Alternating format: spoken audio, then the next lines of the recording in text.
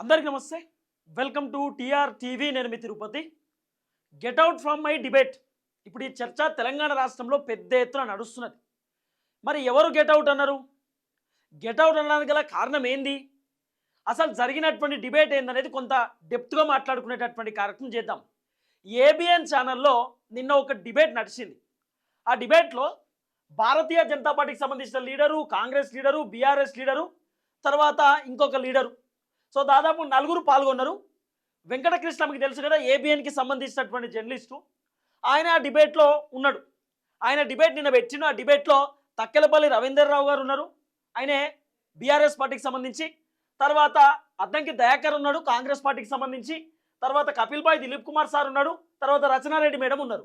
దాదాపు నలుగురు డిబేట్లో పాల్గొన్నారు. డిబేట్ నడుస్తున్నది. డిబేట్ ఏ అంశం పైన అంటే ఫోన్ ట్యాపింగ్కి సంబంధించినటువంటి అంశం పైన. ఫోన్ ట్యాపింగ్ జరిగిందా లేదా, కేటీఆర్ విచారణకు పోయిండు, హరీష్ రావు విచారణకు పోయిండు, ఈ విచారణ ఎందుకోసం చేస్తున్నారు, మరి ఈ ఫోన్ ట్యాపింగ్కి సంబంధించినటువంటి అంశం కాంగ్రెస్ ప్రభుత్వం తేల్చే అవకాశం ఉందా లేదా, నిజంగానే ఫోన్ ట్యాపింగ్లో కేటీఆర్ ఉన్నాడా, హరీష్ రావు ఉన్నాడా, ఫోన్ ట్యాపింగ్లో ఎవరు అరెస్ట్ కాబోతున్నారు, ఏం జరగబోతుందని చెప్పి ఆ డిబేట్లో మాట్లాడుకునేటటువంటి కార్యక్రమం చేస్తారు. ఆ డిబేట్ నడుస్తున్నటువంటి నేపథ్యంలో వెంకటకృష్ణ అసలు సిట్ అధికారులు ఏమాత్రం లీక్ ఇయ్యలేదు, లీక్ ఇచ్చిర్రని చెప్పేటటువంటి అర్హతే మీకు లేదు అని చెప్పి వెంకటకృష్ణ తక్కెలపల్లి రవీంద్రకి చెప్పిండు. చెప్పినప్పుడు రవీంద్రని ఏం చేసిండు, మరి నిజంగానే లీకులు లేనప్పుడు పిచ్చినా కొడుకులు ఎందుకు రాత్తురు ఇట్లా అని చెప్పి ఆయన మాట్లాడిండు. ఆయన మాట్లాడిన తర్వాత వెంకటకృష్ణ ఏం చేసిండు, అట్లా మాట్లాడొద్దు, వెనక్కి తీసుకోండి ఆ మాటని అని చెప్తే నేను వెనక్కి తీసుకోను అని చెప్పి రవీంద్రరావు చెప్పిండు.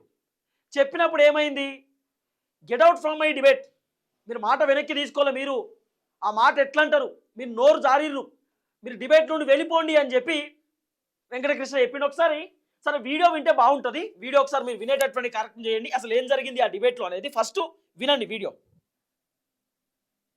అధికారికంగా మీరు ఎలాగైతే అన్నారో సిట్ లీకులు ఇచ్చిందని కూడా అనలేరు కదా, ఆ రైట్ కూడా మీకు లేదు. ఈ రైట్ లేనప్పుడు మరి ఈ పిచ్చిన కొడుకులు ఎందుకు రాస్తున్నారండి?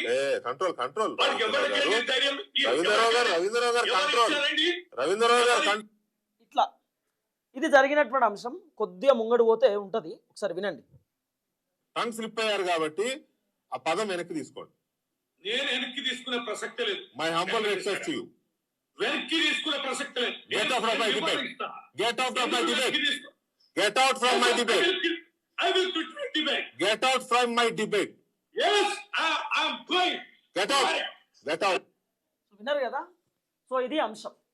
అయితే అసలు జరిగినటువంటి కథ ఏంటంటే ఫోన్ ట్యాపింగ్కి సంబంధించినటువంటి వ్యవహారంలో ఏబిఎన్లో నిన్న ఒక డిబేట్ జరిగింది.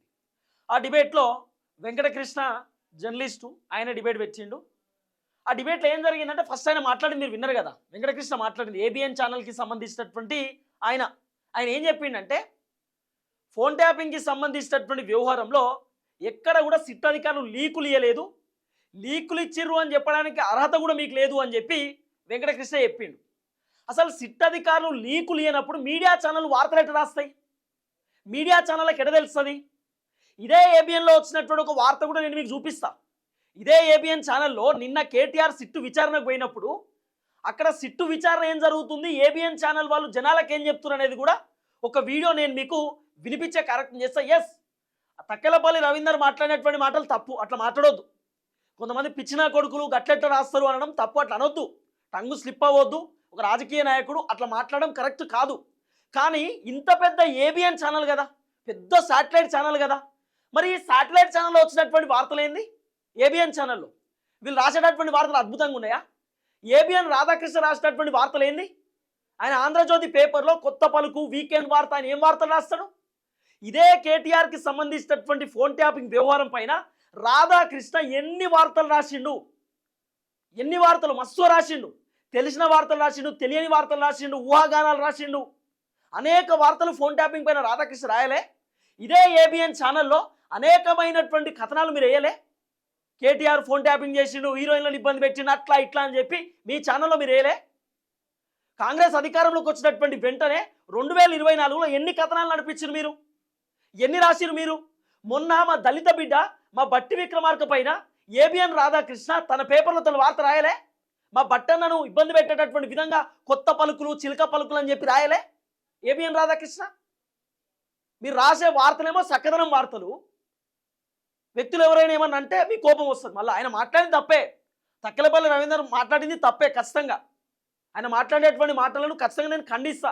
అట్లా మాట్లాడడం కరెక్ట్ కాదు. కానీ దీంట్లో ఇంకో అర్థం కూడా చేసుకోవాలి. పిచ్చినా కొడుకులు ఎందుకు ఇట్లా రాస్తున్నారు వార్తలు అంటే, ఎవరైతే తప్పుడు వార్తలు రాసినో తప్పుడు వార్తలు రాసిన వాళ్ళను పిచ్చినా కొడుకులు అని ఉండొచ్చు. కానీ అట్లా అనడం కూడా తప్పే, అట్లా మాట్లాడదు ఒక రాజకీయ నాయకుడు. కానీ ఎంత ఘోరం అంటే దాదాపు 2 సంవత్సరాల నుండి రకరకాల వార్తలు వండి వారించి సాంబార్ చేసుడు అయిపోయింది, కొడిగుడ్లు చేసుడు అయిపోయింది, చికెన్ చేసుడు అయిపోయింది, మటన్ కాడికి వచ్చింది. ఇక అట్లా వార్తలు. కేటీఆర్ హీరోయిన్ని హోటల్ తీసుకుపోయిండు, కేటీఆర్ హీరోయిన్లను ఇబ్బంది పెట్టిండు, ఫోన్ ట్యాపింగ్ జరిగింది. ఇదే ఏబిఎన్లో వచ్చినటువంటి వార్త. నిన్న చూడురి, నిన్న వీళ్ళు రాసినటువంటి వార్త, వీళ్ళు నడిపినటువంటి కథనం. ఈ కథనం చూస్తే మీకు క్లారిటీ వస్తుంది చూడురి. పడుతున్నట్లుగా కూడా మనకు సమాచారం ఉంది. ఫోన్ ట్యాపింగ్ చేసిన అనంతరం ఆ సమయంలో ఎక్కువగా ఫోన్ ట్యాపింగ్ చేయడం ద్వారా భారీ మొత్తంలో వ్యాపారవేత్తలతో పాటు అలాగే ప్రతిపక్ష నాయకులను అప్పట్లో బెదిరించి వాళ్ళ వద్ద నుంచి పెద్ద మొత్తంలో డబ్బులు వసూలు చేశారు. అలా వచ్చిన డబ్బునే తిరిగి ఎన్నికల్లో ఖర్చు చేశారనే దానిపై కొన్ని ఆరోపణలు ఉన్నాయి. ప్రస్తుతం వాటిపై కూడా సిట్ అధికారులు అతని వద్ద నుంచి సమాచారాన్ని రాబడుతున్నట్లుగా కూడా తెలిసింది. ఈ కేసుకు సంబంధించి సుమారుగా ఈ మార్చి 2024 ఎట్లా తెలిసింది మరి? సిట్ అధికారులు లోపల కేటీఆర్ని ఏ ప్రశ్న అడుగుతున్నారు అనేటటువంటి విషయం ఏబిఎన్ వాళ్ళకి ఎట్లా తెలిసింది? మరి సిట్ అధికారులు ఏ లీకులు ఇయ్యలే కదా. ఆ లీకులు ఇయ్యనప్పుడు వీళ్ళకి ఎట్లా తెలిసింది? సిట్ అధికారులు అయితే ఏ మాట మాట్లాడలేదు. లోపల కేటీఆర్ని అడిగేటటువంటి ప్రశ్నలు ఏబిఎన్ వాళ్ళకి ఎట్లా తెలిసినాయి? ఫోన్ ట్యాపింగ్ చేసిరట, వ్యాపారవేత్తలను ఫోన్ ట్యాపింగ్ చేసి వ్యాపారవేత్తలను బ్లాక్మెయిల్ చేసి ఇబ్బంది పెట్టి వాళ్ళ దగ్గర నుండి డబ్బులు తీసుకొని పార్టీ ఫండింగ్ కోసం నడిపించిరట. ఈ విషయం కేటీఆర్ దగ్గర నుండి రాబట్టడానికి సిట్ అధికారులు కేటీఆర్ని ప్రశ్న అడుగుతురట. ఏబిఎన్లో వచ్చినటువంటి వార్త. నిన్న ఈ వార్త వేసారు. కేటీఆర్ లోపల విచారణ జరుగుతుందా, బయట ఈ వార్త నడుస్తుంది ఏబిఎన్లో. మరి ఎవరు చెప్పిర్రు? వెంకటకృష్ణ సమాధానం చెప్పు. వెంకటకృష్ణ చెప్పాలి. ఇప్పుడు నీకు ఎవరైనా పేపర్ పంపిరా, క్వశ్చన్ పేపర్ పంపిరా సిట్ అధికారులు? ఇవే క్వశ్చన్లు అడుగుతున్నాం వెంకటకృష్ణ, గివ్వే ఉంటాయి, మీ వాళ్ళకి గివ్వే చెప్పని చెప్పి అడిగిర్రా? అసలు బీఆర్ఎస్ పార్టీలో కూడా బుద్ధి ఉండాలి. బీఆర్ఎస్ పార్టీకి సంబంధించినటువంటి లీడర్లకు బుద్ధి ఉండాలి కొంచెమన్నా. ఆ ఏబిఎన్ వార్త ఆ ఛానల్ పోకుర్రు, అసలు బంద్ చేయరి. ఆ డిబేట్లు బంద్ చేయరు, ఫస్ట్ బైకాట్ చేయరు డిబేట్లకు. అది ఆంధ్ర ఛానల్, వాళ్ళకి ఏం తెలుస్తుంది తెలంగాణ ప్రజల బాధ, తెలంగాణ ప్రజల కష్టాలు, తెలంగాణ ప్రజల ఇబ్బందులు వాళ్ళకి ఏం తెలుస్తాయి? ఇప్పుడు ఇదే ఎవరైతే యాంకర్ ఉన్నాడో, ఈ జర్నలిస్ట్ ఉన్నాడో, ఇదే జర్నలిస్ట్ ప్లేస్లో, వెంకటకృష్ణ ప్లేస్లో ఒక తెలంగాణ జర్నలిస్ట్ కూర్చుంటే అప్పుడు తెలుస్తుంది కథ. వెంకటకృష్ణ ప్లేస్లో, వెంకటకృష్ణ ఏపీకి సంబంధించినటువంటి వ్యక్తి కదా, వెంకటకృష్ణ ప్లేస్లో ఒక తెలంగాణకు సంబంధించినటువంటి జర్నలిస్ట్ను కూర్చోబెట్టి ఆ క్వశ్చన్లు అడిగితే, ఆ డిబేట్ చేస్తే బాగుంటుండే. ఎందుకంటే కేటీఆర్ ఎంత ఇబ్బంది పడ్డారని అందరికీ తెలుసు. ఇప్పుడు కొంతమంది పిచ్చినా కొడుకులు ఎందుకు రాసిరు మరి ఆ వార్త అని చెప్పి తక్కెలపల్లి రవీందర్ ఎందుకు అనాల్సింది వచ్చింది? ఎందుకు అన్నాడు అంటే కేటీఆర్ సఫర్ అవుతుంది వాళ్ళకి తెలుసు, కేటీఆర్ కుటుంబ సభ్యులు సఫర్ అవుతుంది వాళ్ళకి తెలుసు. ఇప్పుడు కేటీఆర్ ఏదో హీరోయిన్ని తీసుకుపోయిండు, ఏదో చేసిండని చెప్పి ఇదే కాంగ్రెస్ పార్టీకి సంబంధించినటువంటి గజ్జల కాంతమని ఆ లీడర్ మాట్లాడిండు. దాంట్లో మస్తు బూతులు ఉన్నాయి. మరి ఆ అట్లా ఘోరంగా బూతులు మాట్లాడినటువంటి వీడియో కూడా ఏబిఎన్లో వేసిరు కదా. ఎందుకు వేసిర్రు? రేవంత్ రెడ్డి కూడా అనేక రకాలుగా కొన్ని మాట్లాడుతూ అన్పార్లమెంటరీ లాంగ్వేజ్. కేటీఆర్ని మొన్న నీ అవ్వ అని తిట్టిండు, కేటీఆర్ని అవులగాడని తిట్టిండు, తర్వాత కేసీఆర్ని రకరకాలుగా తిట్టిండు. మరి రేవంత్ రెడ్డి మాట్లాడేటటువంటి మాటలు కూడా దీనిలో బైకాట్ చేయాలి ఏబిఎన్లా. తర్వాత ఇటు ఏపీకి సంబంధించిన లీడర్లైనా తెలంగాణకు సంబంధించినటువంటి లీడర్లైనా ఏదన్నా టంగు స్లిప్ అయినా ఏదైనా మాట్లాడినా వాళ్ళని బైకాట్ చేయాలి ఏబిఎన్ నుండి. గెట్అవుట్ అనాలి వాళ్ళని. వాళ్ళని ఎందుకు గెట్అవుట్ అనవు అంటే ఒక తెలంగాణ బిడ్డ మాట్లాడుతుంటే గెట్అవుటా? గెట్అవుట్ ఎందుకు గెట్అవుట్? ఎందుకు గెట్అవుట్ అంటున్నాం? లీకులు ఇయ్యలేదని చెప్పింది ఏబిఎనే.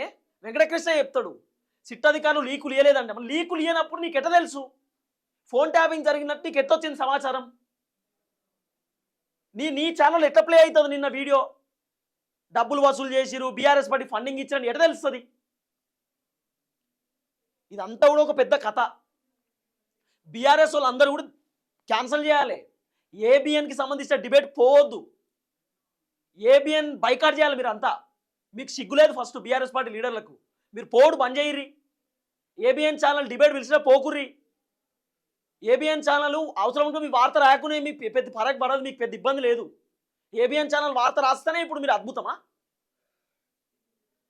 వెంకటకృష్ణ చెప్తున్నాడు గెట్అవుట్ ఫ్రమ్ మై డిబేట్. ఒక మనిషికి ఇబ్బంది అనిపించినప్పుడే ఆ మాటలు వస్తాయి. ఏబిఎన్లో ఎన్ని వార్తలు రాలే?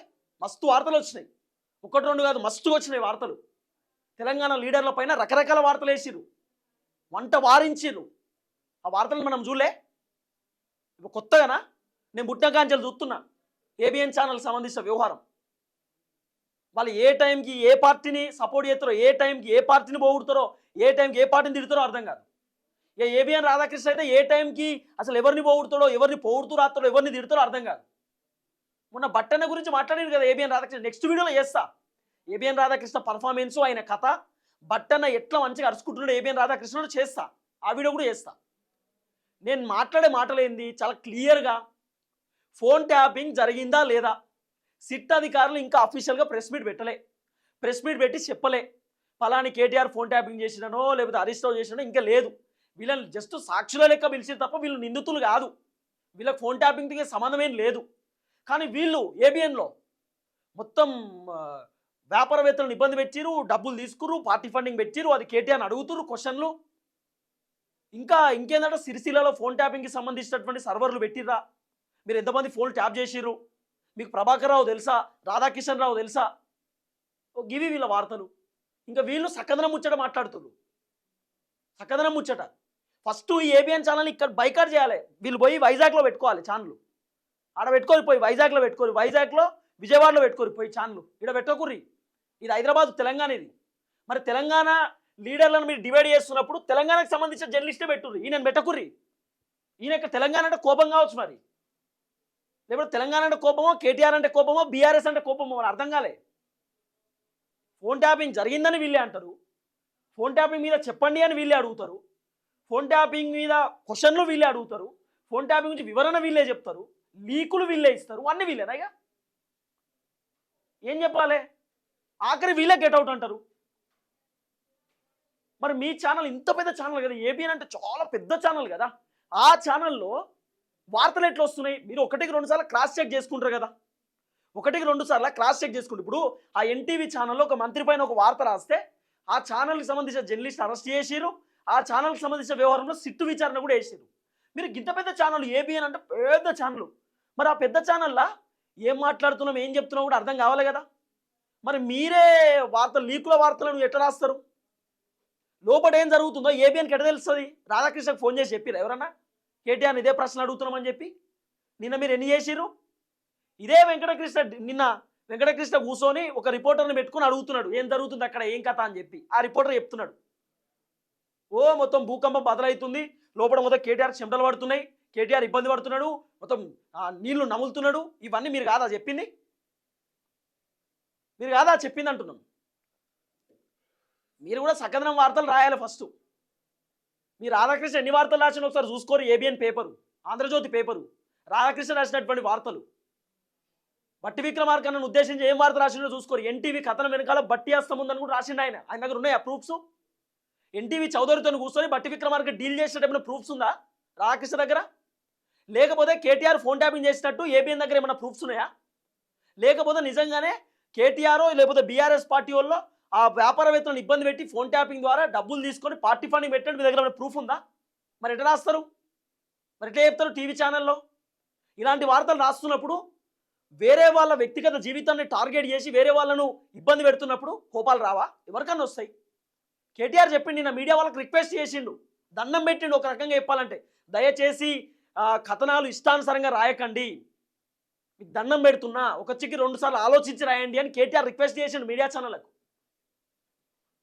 తక్కలపల్లి రవీందర్ చెప్పిండు, ఆయన చాలా క్లియర్గా మాట, నేను వెనక్కి తీసుకున్న మాట అన్నాడు. ఆ మాట మాట్లాడడం తప్పే, రాజకీయ నాయకుడు అట్లా మాట్లాడడం తప్పే, ఆ పదం వాడొద్దు. కానీ ఆయన చెప్పిన వర్షన్ ఏంది? ఈ పిచ్చనా కొడుకులు ఎందుకు రాస్తుర్రు అంటే రాసే వాళ్ళని అంటున్నాడేమో. మరి ఎందుకు రాస్తుర్రు అట్లా? అందరూ అనేటటువంటి మాట వాళ్ళేదు, కొంతమంది అనే మాట ఆయన వాళ్ళే, కానీ రాసే వాళ్ళు ఎందుకు రాస్తుర్రు అన్నాడు. మరి అది ఎవరికి కలగాలో అలా కలుగుతుంది. మరి ఎవరికి కలగాలో అలా తగులుతుంది ఖచ్చితంగా. రాసే వాళ్ళకి తగులుతుందేమో, మరి రాయని వాళ్ళకి తగలదు. ఎందుకన్నాడు ఆ మాట? ఎందుకు అనాల్సింది వచ్చిందంటే ఆ పెయిన్, ఆ బాధ, ఆ ఇబ్బంది. నేను ఏబిఎన్ ఛానల్ వాళ్ళకి రిక్వెస్ట్ చేస్తున్నా, ఎప్పుడైనా మా తెలంగాణకు సంబంధించినటువంటి లీడర్లను డిబేట్ చేసేటప్పుడు ఆ డిబేట్ చేయడానికి మా తెలంగాణకు సంబంధించినటువంటి జర్నలిస్ట్ని కూర్చోబెట్టుంది. మా తెలంగాణ జర్నలిస్ట్ని కూర్చోబెడితే ఇక్కడ అసలు రాష్ట్ర రాజకీయ పరిస్థితులు ఏంది, లీడర్ల పరిస్థితి ఏంది, ఏ లీడర్ ఇబ్బంది పెడుతున్నాడు, ఏ లీడర్ని ఏ మీడియా ఛానల్ ఇబ్బంది పెడుతుంది, ఏ లీడర్ మధ్యలో ఏ లీడర్కి పంచాయతీ ఉంది, ఏ లీడర్ మంచోడు ఏ లీడర్ చెడ్డోడు, అసలు తెలంగాణలో జరుగుతున్నటువంటి పరిణామాలు ఏందో తెలంగాణకు సంబంధించిన జర్నలిస్టుకి తెలుస్తుంది. లేకపోతే ఈయనకు తెలుస్తుందా? ఈయనకి ఏం తెలుస్తుంది? వెంకటకృష్ణకి. వెంకటకృష్ణ ఏపీకి సంబంధించినటువంటి జర్నలిస్ట్. నేను అంటా బాగా చెప్తాంట, ఆయనకి ఏం తెలుస్తుంది? ఆయనే చెప్తాడు. ఇగో ఆయనే చెప్తాడు క్లియర్గా, ఆయన మాట్లాడుతున్నాడు. ఏందో మరి ఆయన మాట్లాడే మాటలు ఆయనకన్నా అట్లీస్ట్ అర్థం కావాలి కదా. గెట్ అవుటే కానీ మీరు ఎలాగైతే అన్నారో అధికారికంగా మీరు ఎలాగైతే అన్నారో సిట్టు లీకులు ఇచ్చిందని కూడా అనలేరు కదా. ఆ రైట్ కూడా మీకు లేదు. ఈ రైట్ లేనప్పుడు ఆ రైట్ లేదట. సిట్టు లీక్ ఇచ్చినట్టు రైట్ కూడా లేదట. మరి మీకేం రైట్ ఉందండి ఇష్టం ఉన్నట్టు వార్తలు రాయడానికి? సిట్టు లీక్ అయినప్పుడు మీరు వార్తలు ఎట్లా రాస్తారు? మీకు ఏం తెలుసు అని రాస్తారు? సిట్టు ఏ లీక్ అయినప్పుడు మీరు వార్తలు ఎట్లా రాస్తారు? మీకు ఎట్లా తెలుస్తుంది? మరి అది కూడా సమాజానికి చెప్పాలి. మీ దగ్గరికి ఎట్లా వచ్చినాయి వార్తలన్నీ? కేటీఆర్ ఉన్నాడు, హరీష్ రావు ఉన్నాడు, కేసీఆర్ ఉన్నాడు, ఎట్లా తెలుస్తుంది మీకు? సో నేనేమంటున్నా, ఏబిఎన్ ఛానల్ ఫస్ట్ పోడు బంద్ చేయరు. బీఆర్ఎస్ పార్టీలో కూడా చెప్తాను, ఏబిఎన్ ఛానల్ పోడు బంద్ చేయరు. ఫస్ట్ బంద్ చేసిన తర్వాత ముచ్చట. ఆ డిబేట్లో ఓకుర్రి. ఆ డిబేట్లు ఎట్లున్నాయో మీకు అర్థమైతే కథ. ఏబిఎనే కాదు, ఇంకా 2-3 ఛానళ్ళు ఉన్నాయి. మొత్తం కేటీఆర్ చెమటలు పడుతున్నాయి, హరీష్ రావు ఇబ్బంది అవుతుంది, గజిబిజి అవుతుందని చెప్పి రకరకాల వార్తలు. సో బీఆర్ఎస్ వాళ్ళు కూడా ఛానల్ బోర్డు బంద్ చేయరు. ఫస్ట్ చూద్దాం ఏం జరుగుతుందో. మరి బీఆర్ఎస్ వాళ్ళు ఎట్లా రెస్పాన్స్ అవుతారు ఈ అంశం పైన, ఏం జరుగుతుంది అనేది చూద్దాం. అందరికీ నమస్తే. Thank you so much. జై తెలంగాణ.